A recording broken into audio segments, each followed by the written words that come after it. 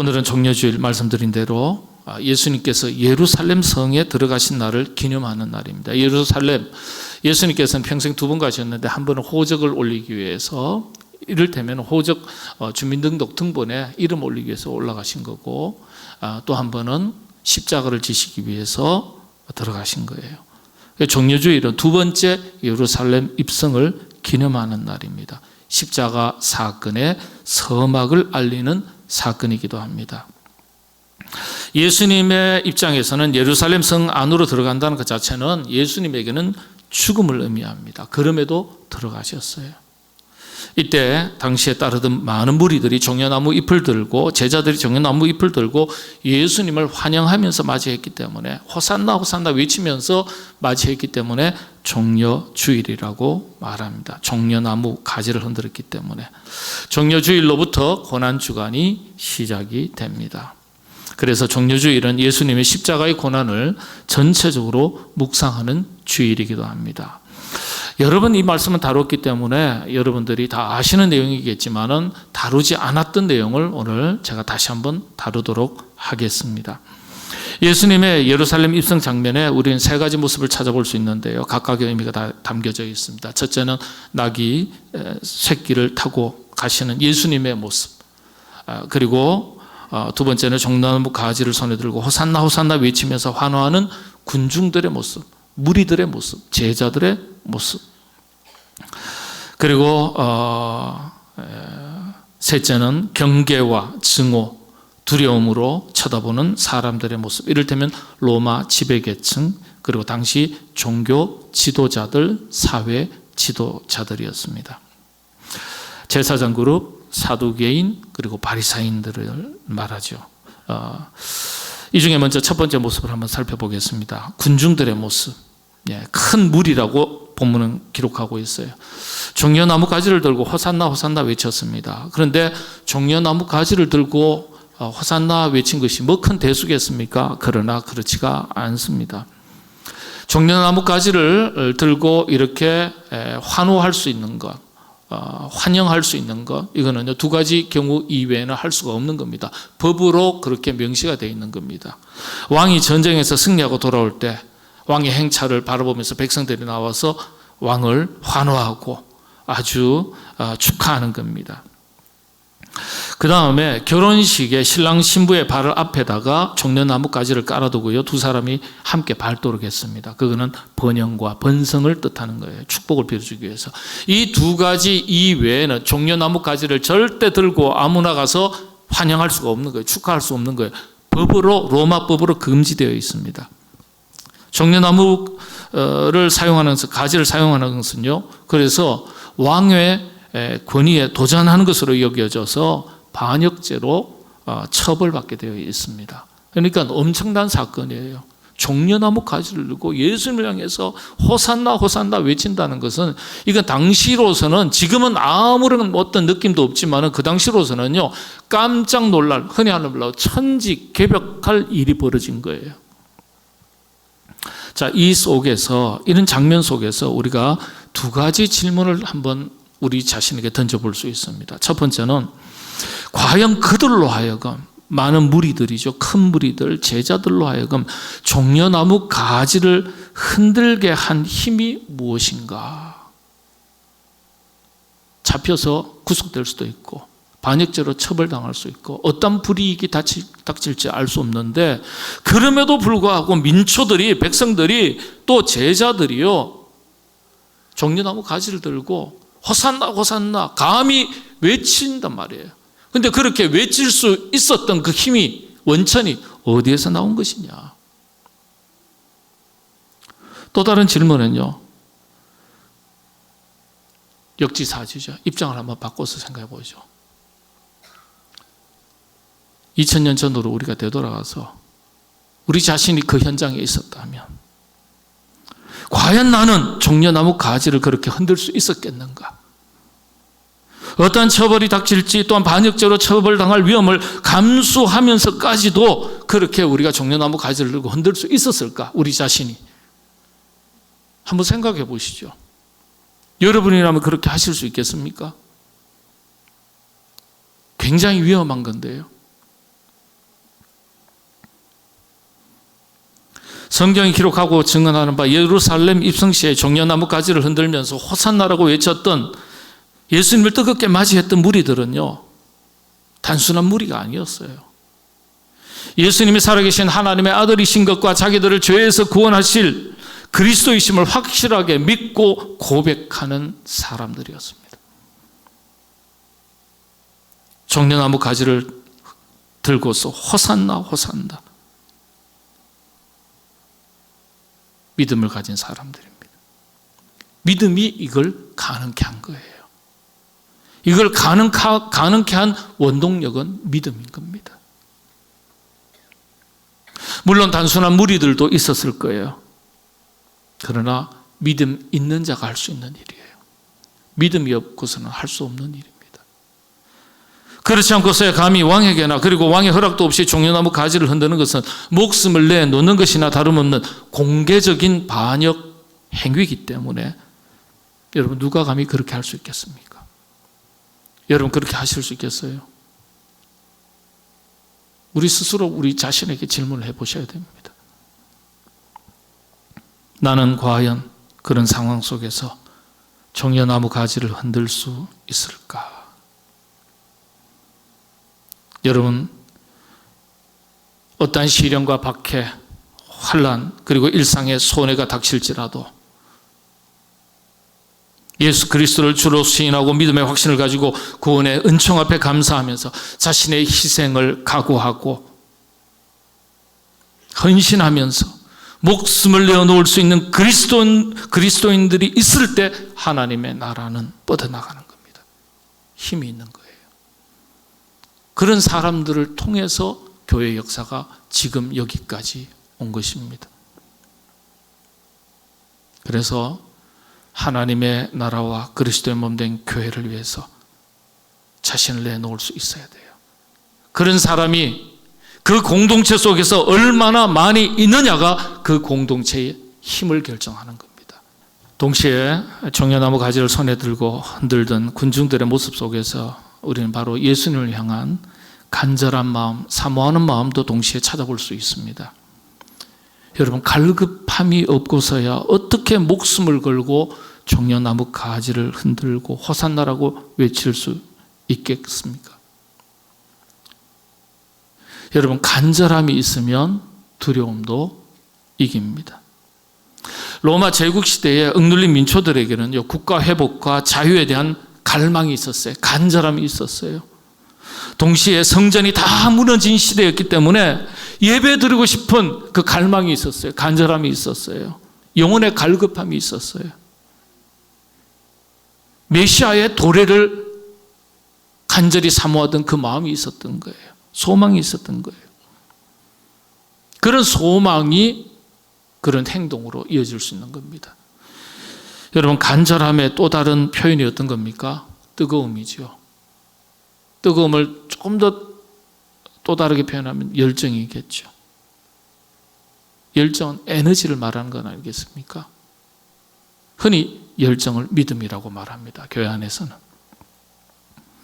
성령 충만할 때 열정이 넘치는 거예요.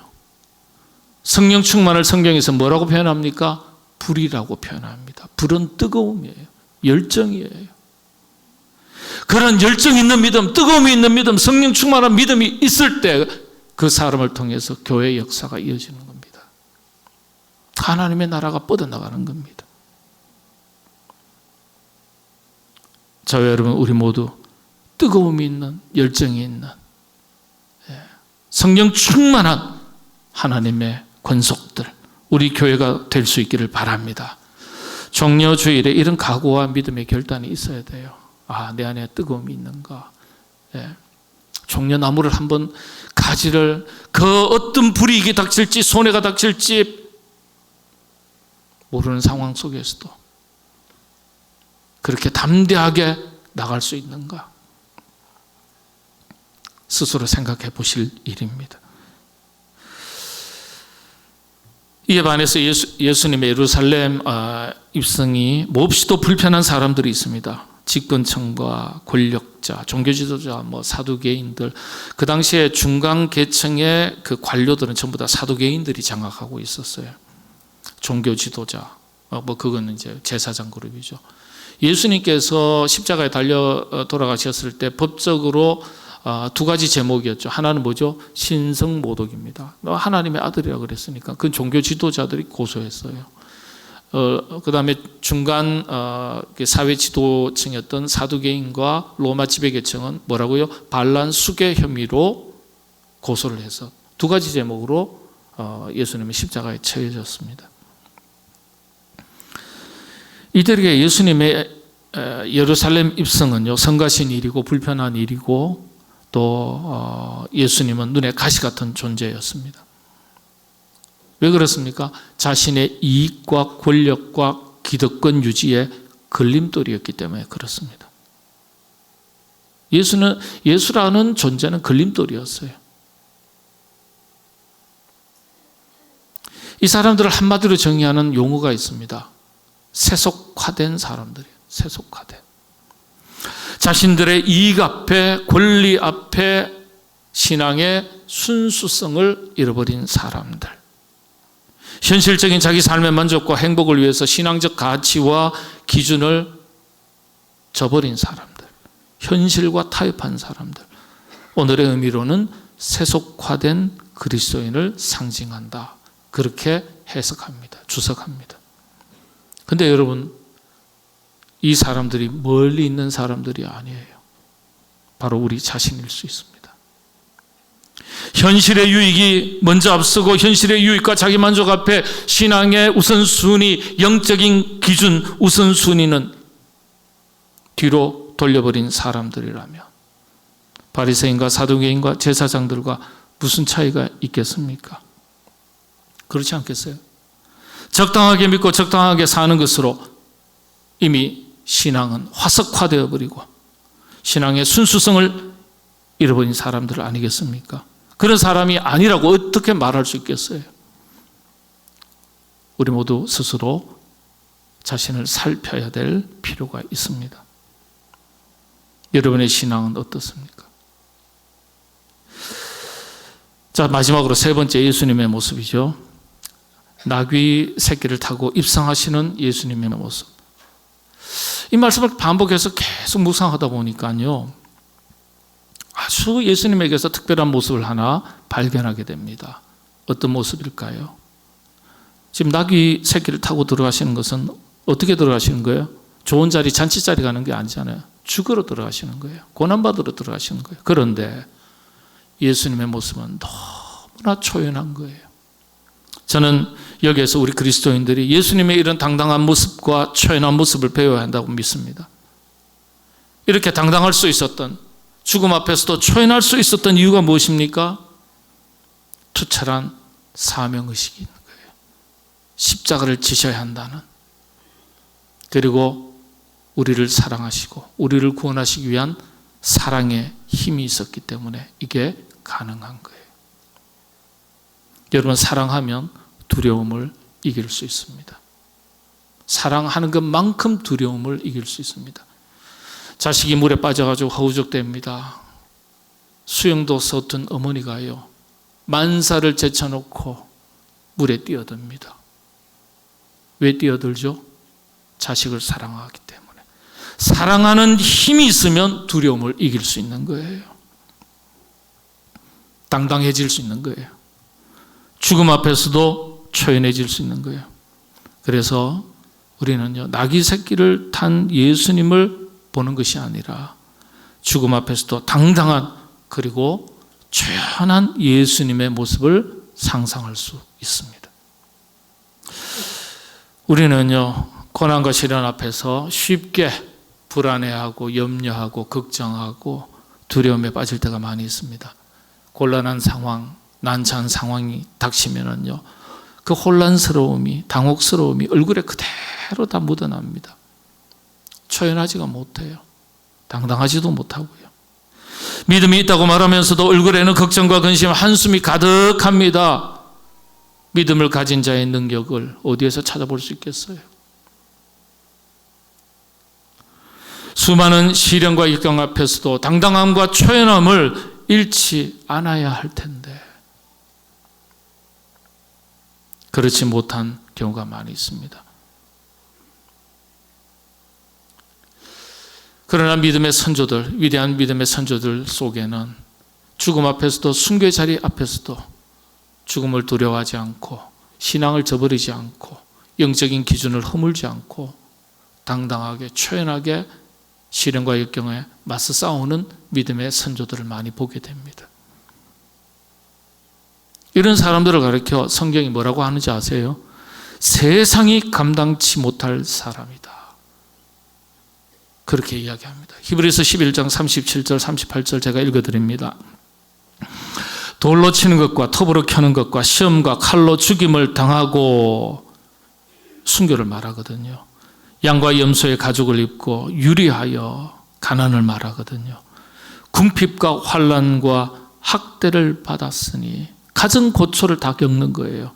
그럼에도 불구하고 믿음을 잃지 않았어요. 영적인 기준을 허물어뜨리지 않았어요. 그러니까 세상 사람들이 뭐라 그러는 줄 아세요? 이런 사람은 세상이 감당하지 못하느니라.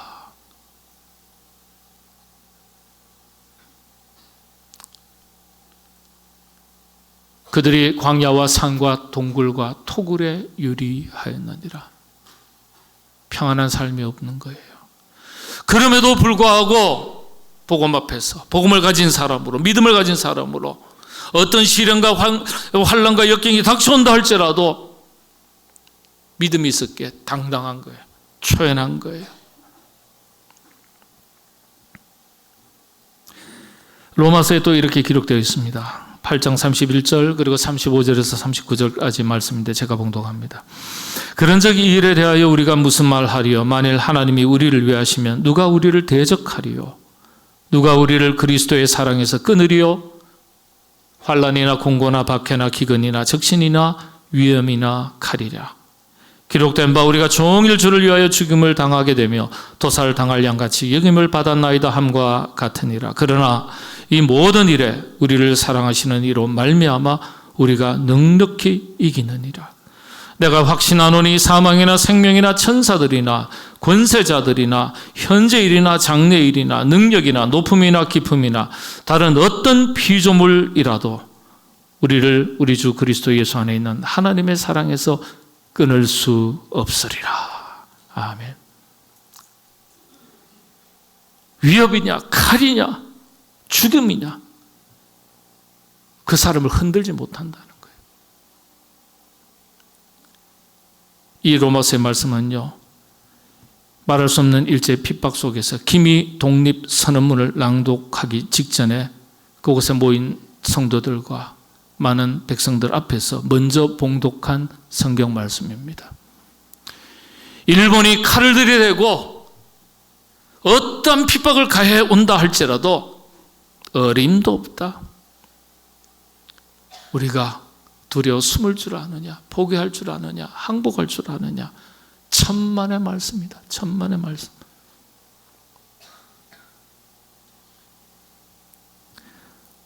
누가 우리를 어찌하겠느냐? 얼마나 당당하고 의연하고 초연합니까? 이게 바로 믿음의 힘입니다. 여러분, 이런 당당함과 초연함을 가지고 세상살이에 임할 수 있어야 되겠습니다.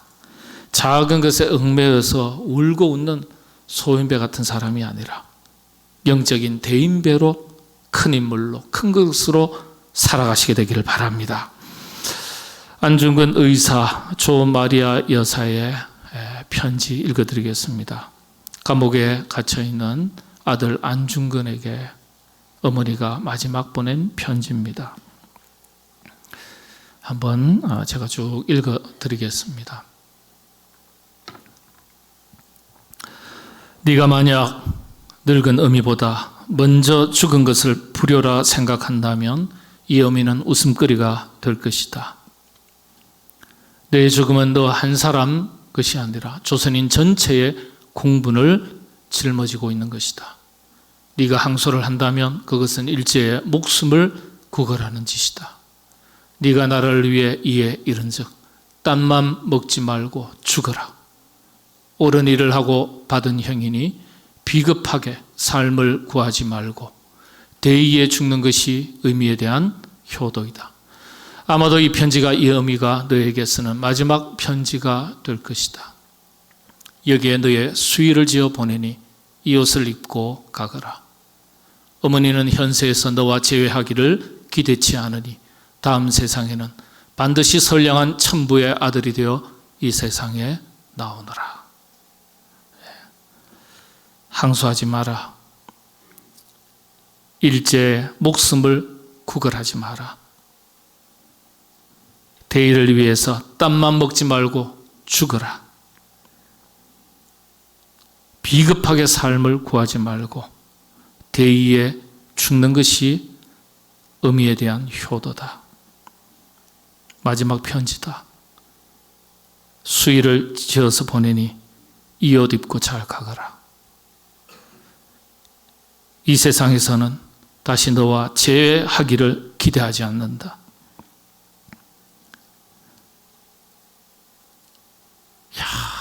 기가 막힌 어머니의 편지죠. 과연 그 어머니의 그 아들입니다. 안중근 의사가 나이 30에 희생당합니다. 순교당합니다. 어머니 조마리아 여사, 독실한 천주 교인입니다. 크리스찬이었습니다. 안중근 의사 역시 마찬가지입니다. 죽음 앞에서 당당하고 초연할 수 있었던 것은 바로 나라 사랑에 힘이 있었기 때문입니다.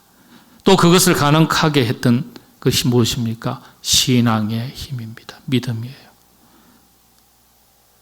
죽음 앞에서도 조마리아 여사는, 어머니는 구차스럽게 일제에게 목숨을 구걸하지 마라. 당당하게 죽어라. 수의를 지어서 보냈습니다.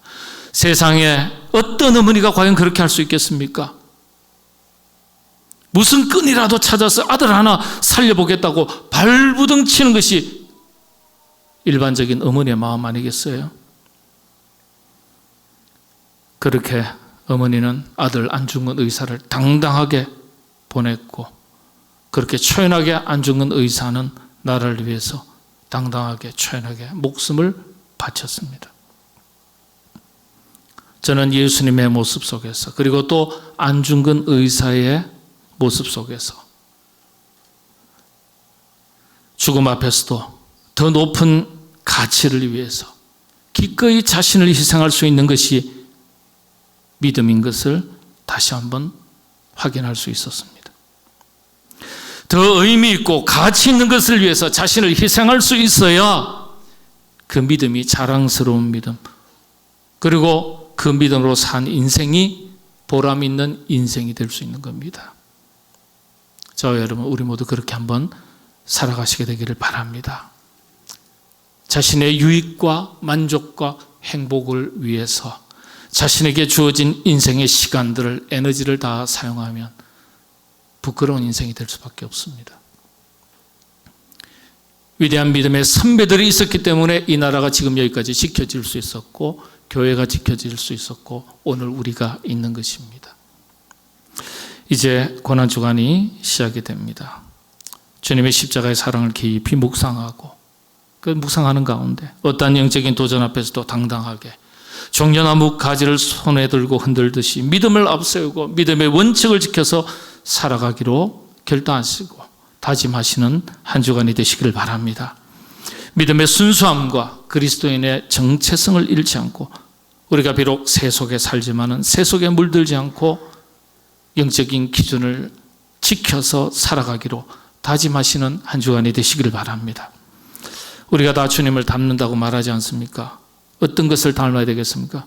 우리도 주님의 모습을 본받아서 어떤 시련과 역경이 닥쳐와도 더 높은 가치와 의의를 위해서 비굴해지지 않고 믿음의 당당함을 가지고 시련과 역경을 맞서 싸워서 이겨낼 수 있는 하나님의 사람으로 살아가기로 다짐하시는 한 주간의 삶이 되시기를 바랍니다.